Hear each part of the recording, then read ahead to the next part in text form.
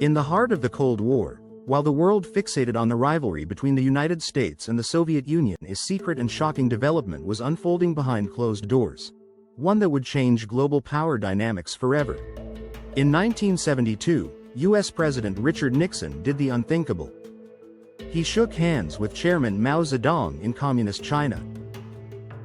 The two most ideologically opposed nations on Earth, capitalist America and Communist China, began a diplomatic thaw.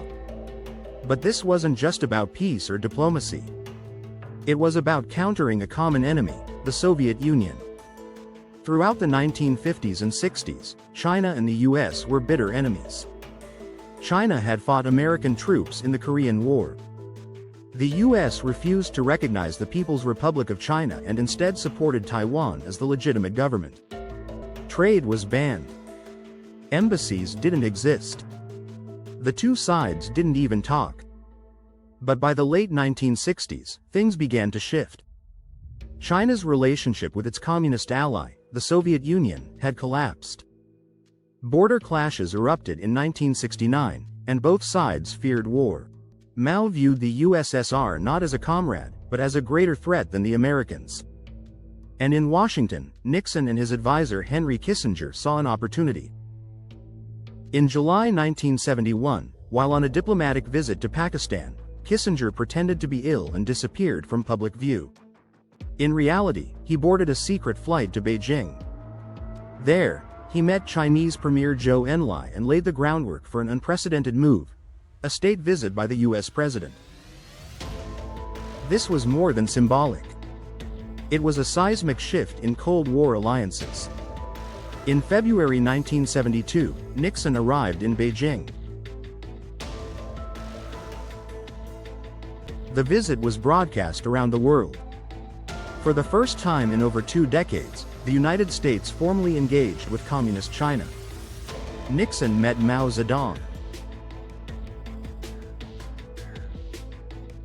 He toured the Great Wall. He and Zhou Enlai signed the Shanghai Communique, agreeing to move toward normalization of relations. The US acknowledged the One China policy, while China agreed to peaceful engagement over Taiwan. But behind the diplomatic language was a clear message: China and the US were willing to work together, to balance the Soviet Union. This rapprochement was a geopolitical masterstroke. It isolated the USSR, forcing Moscow to reconsider its aggression.